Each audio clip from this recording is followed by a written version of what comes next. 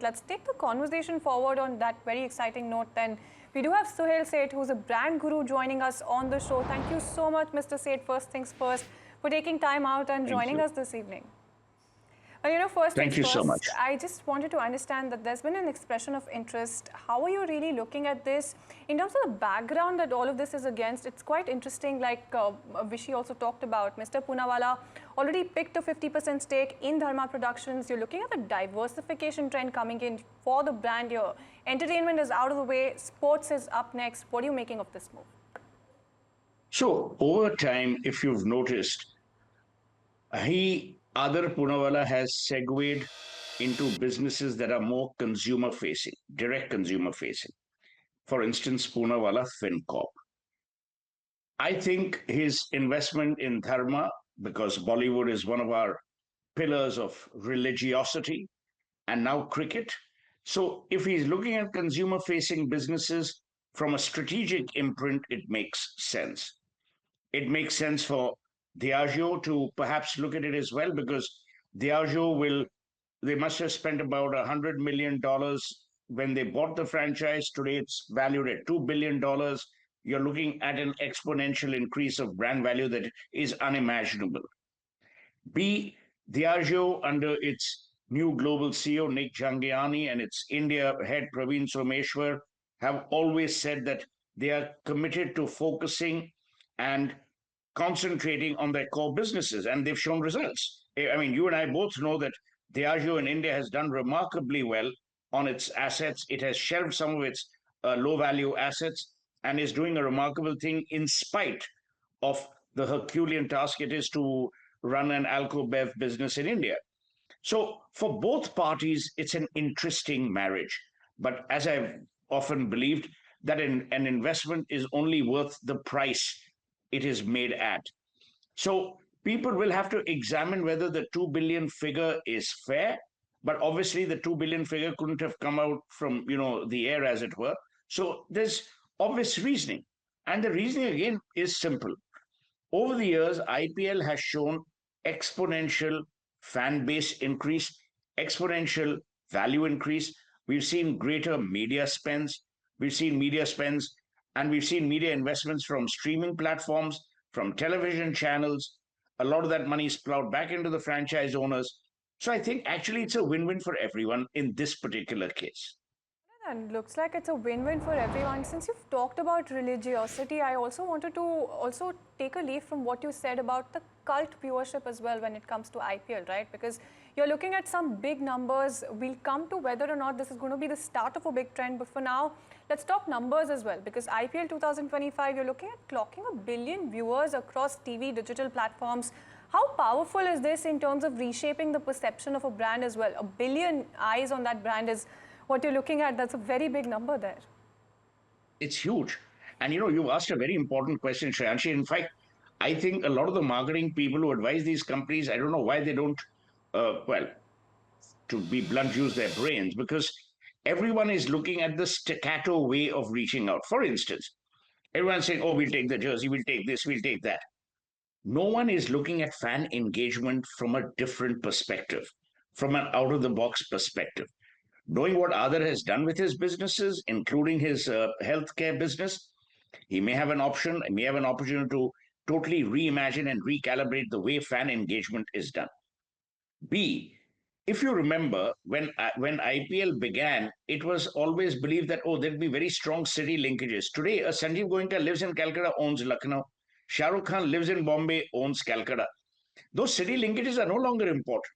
What is important is how much you invest, both in terms of value and in terms of branding in that particular team. So I see, as you said, I see an exponential increase, and I see great opportunities because, truth be told, as far as I'm concerned, IPL has gone on its own steam. Today, the time for innovation, invention, recalibration, insightful thinking in the IPL franchise, that time has arrived. And I think the slate is fairly clean for people to work on that and work with more assiduousness than they did before. And absolutely, and keeping a clean state in mind, Mr. Seth, very interesting point that you brought up there in terms of the fan engagement, right? And you also mentioned that there's something that is out of the box that you would consider in this. Just out of curiosity, before we move on, what would you consider out of the box when it comes to fan engagement there? So, what is happening across the world? I mean, this is happening in almost all sports franchises. How does it work? You go to a stadium, you get one flag, okay, please wave the RCB flag. Then you have all these cheerleaders, the same goddamn song or whatever the tune is. And then you watch all your players and you come home. During the tenure of the IPL, there'll be some promotions. I don't know whether it's a promotion from Coca Cola, promotion from Geo, whoever it is. Where is the stickiness of engagement? And I'm not even talking about puerile engagement like, oh, please take a photograph with your stars, please do this, please do that. Where is the engagement in terms of you participating in that IPL process qua your own team? The ownership of the teams by the fans has still not happened to my mind. What has happened is stickiness. So I might like you, but do I love you? So the transition from like to love needs to be made. A. B. The transition from brand to benefit needs to be made. Look, Shreyanshi, ultimately we all buy benefits. We don't buy the brand. You buy Colgate because your ultimate desire is to have white teeth. So what is that ultimate benefit that we are seeking from that IPL franchise? What are the offers that we're going to do? One company, one group which has done it really well, and I must compliment N. Chandrasekaran, is the Tata Group. The Tata Group, by being the presenting sponsor of the IPL, did wonders in terms of both launching, restarting, recalibrating everything that they did with Tata Neu, the NEU. So the Tatas have shown you a way, but they're presenting sponsors. Now, if a presenting sponsor can do it so well, why can't team owners? Also remember, because there's this nexus in a nice way between Bollywood and cricket in some of the teams, whether it's Preeti Zinta in Punjab or Shah Rukh Khan in Calcutta, the fans are just happy seeing their demigods. But what greater engagement can you do? For instance, if I were Shah Rukh Khan, thank God I'm not, never will be. But imagine if I was Shah Rukh Khan and I said, look, for every Jawan show in Calcutta, if you have an IPL stub, which shows that you've been a KKR fan, now you have to, do that entire Chigri Bokri. And I will get first day, first show. No one's thinking. Everyone is saying, oh, Lux Cozy and some other brand will sponsor me or मैं खुश रहूंगा. Well, No absolutely, one is going that extra mile. no one is going the extra mile. That's a very interesting commentary that you had coming in. In terms of Shah Rukh Khan as well, of course, there's a cult following. I like that you brought out the point in terms of the demigods being seen as well. You do have what you call a nexus between Bollywood as well as sports. So keeping all of these trends in mind, Mr. Seth, there are a lot of teams. There are a lot of owners, a lot of people have already tried this, and we're not just talking about Bollywood stars, right? We're talking about a lot of owners for a lot of IPL teams. Do you think this as a model is sustainable for reshaping perception? Do you think that this is indeed the start also of something new in terms In of fact, you've hit the nail. Let me tell you, let's take one owned team, Mumbai Indians. What has Neeta Ambani done? She has used the association of Reliance with Mumbai Indians or Geo with Mumbai Indians, whatever they use, and then segued into everything to do with sport, whether it's football, whether it's the Olympics, all of that. So there is obviously a strategic imprint of looking at the whole curve. B, Shah Rukh is an extremely intelligent chap. He would know the advantages of actually spreading both compassion and revenue in the same bucket. For instance, we have many specially able children in our world, in our country. What if we were to do special shows where Shah Rukh is involved as an actor? I'm not even asking him to take time out to spend time with these specially abled children. We're doing nothing. Now, Neeta Ambani, on the other hand, makes sure that all Mumbai Indian matches, they have certain seats blocked.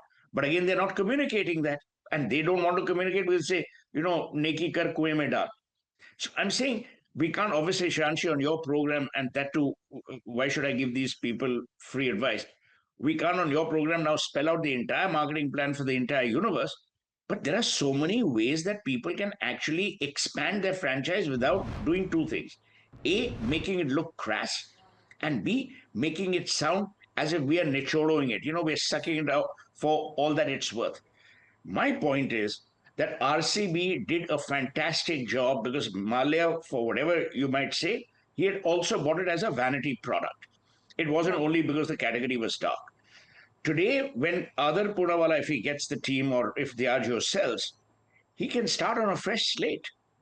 And trust me, the examples that the IPL teams in India were using were largely borrowed from the Americas and the Europes of the world, whether it was baseball, basketball, or football in Europe. I'm saying we have our own way of actually creating a differentiation, and I believe we should.